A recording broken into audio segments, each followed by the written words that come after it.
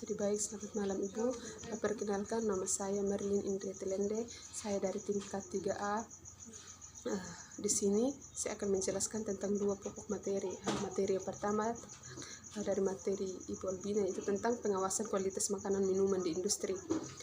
Makanan merupakan salah satu penyebab timbulnya penyakit pada manusia. Makanan yang tidak sehat akan mempengaruhi langsung kesehatan manusia karena makanan masuk secara langsung ke dalam tubuh manusia melalui mulut dan saluran pencernaan. Untuk memperoleh makanan yang sehat diperlukan pengendalian terhadap bahan, alat, proses, dan kesehatan penjamah makanan. Penentuan sasaran penilaian mengenai penyehatan makanan dan minuman sangat tergantung kepada proses bagaimana perusahaan atau industri yang dalam menyediakan makanan minuman bagi karyawannya. Ada beberapa cara penyediaan makanan dan minuman di industri, diantaranya yang pertama mengelola kantin bagi karyawannya, yang kedua bekerja sama dengan usaha catering, yang ketiga membeli makanan dan minuman jadi. Apabila sistem yang dilakukan pihak industri dalam menyediakan makanan dengan mengelola kantin, maka sistem penilaiannya harus memperhatikan beberapa hal. Yang pertama, pada proses pembelian bahan pengolahan, penyimpanan makanan hasil pengolahan harus dihindarkan dari adanya kontaminasi bahan pencemar dan dilakukan dengan kondisi bersih. Pembelian bahan mentah, pemisahan bahan baku tidak bersentuhan langsung dengan bahan yang dimasak, serta alat-alat yang digunakan harus bersih dan saniter. Yang kedua, sarana transportasi untuk mengangkut bahan mentah atau jadi harus bersih dan baik, serta bahan baku atau jadi harus tertutup dengan baik agar tidak terkontaminasi. Yang ketiga, alat yang digunakan untuk distribusi harus bersih dan cara pendistribusian yang baik dan benar sehingga tidak terkontaminasi. Yang keempat, kantin harus menggunakan air yang bersih dari kontaminasi mikrobiologi dengan jumlah yang cukup.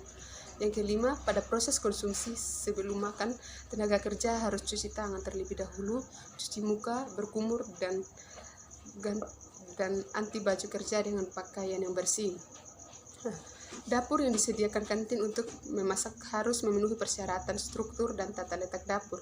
Di antaranya yang pertama, disediakan tempat secara khusus untuk proses memasak makanan, misalnya untuk meracik, mewadahi, memanaskan, mendinginkan, mencampur, mencuci peralatan, mencuci tangan, menyimpan bahan dan makanan.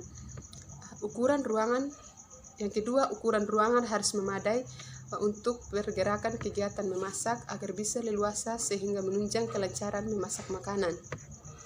Yang ketiga, ruang kerja harus memiliki fungsi yang maksimal dan memenuhi syarat kesehatan. Di antaranya memiliki ventilasi yang cukup, konstruksi dinding dan pintu harus kuat, mudah dibersihkan, dan dalam kondisi yang bersih dan saniter. Yang keempat, bidang kerja harus dirancang agar memberikan kenyamanan saat digunakan. Permukaan bidang kerja harus kuat dan dilapisi porselin atau keramik, rata dan bersih. Yang kelima, bidang kerja yang dapat dipindahkan harus terbuat dari logam yang kuat dan tahan karat. Yang keenam, pintu harus dapat menutup sendiri untuk memperlancar lintasan barang. Bahannya harus tembus udara untuk menjamin sirkulasi udara yang baik. Yang ketujuh, letak dapur harus mudah dicapai oleh tenaga kerja dan dari semua ruang makan, tidak langsung berhubungan dengan tempat kerja, tidak dekat dengan tempat sampah, mudah dicapai dari kendaraan dan dari luar. Yang kedelapan, ergonomi pada bidang kerja dapur perlu dinilai khususnya jangkauan pekerja terhadap barang-barang kebutuhan sebagai kelengkapan kerja.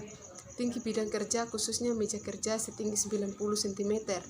Letak kompor harus diatur sedemikian rupa sehingga pekerja bisa melakukan pekerjaan sambil berdiri. Bahan yang digunakan tidak menimbulkan alergi atau gangguan kesehatan. Yang kesembilan, luas ruangan 1/7 sampai 1/5 dari jumlah tenaga kerja. Yang ke-10, peralatan dapur dianjurkan dari bahan stainless steel. Yang ke-11, ruang dapur harus memiliki aliran udara yang baik, terdapat ventilasi bawah, dan di sisi tembok yang berlawanan ada ventilasi atap atau cross ventilation. Yang berikut, dapur pengolah makanan yang sehat juga harus menyediakan alat penangkap asap. Pengawasan makanan dan minuman di industri sesuai yang tertuang di dalam Kepmenkes RI nomor 1098/Menkes/SK/7/2003 bab 5 tentang pembinaan dan pengawasan. Untuk penggunaan instrumen pengolahan pengawasan makanan dan minuman di industri, atau kantin industri dapat dilakukan dengan format pengawasan pengolahan makanan kantin atau restoran.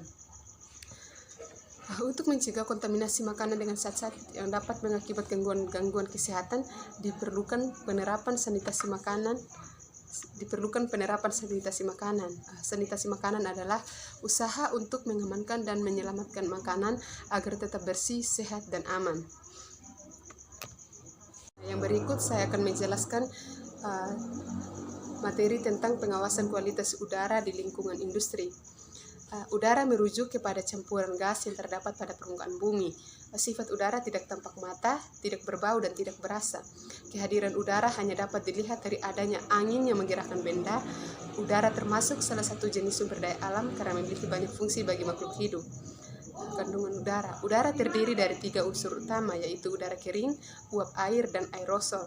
Kandungan udara kering adalah 78% nitrogen, 20% oksigen, 0,93% argon, 0,03 karbon dioksida, 0,03 gas-gas lain seperti neon, helium, metana, kripton, hidrogen, xenon, ozon, dan radon. Pengawasan pencemaran udara.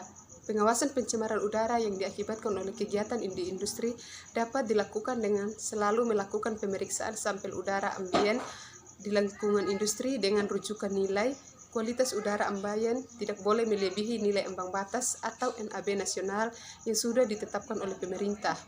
Pengawasan wajib dilakukan secara berkala sesuai dengan rujukan pada peraturan pemerintah daerah, dapat dilakukan 6 bulan sekali atau per tahun.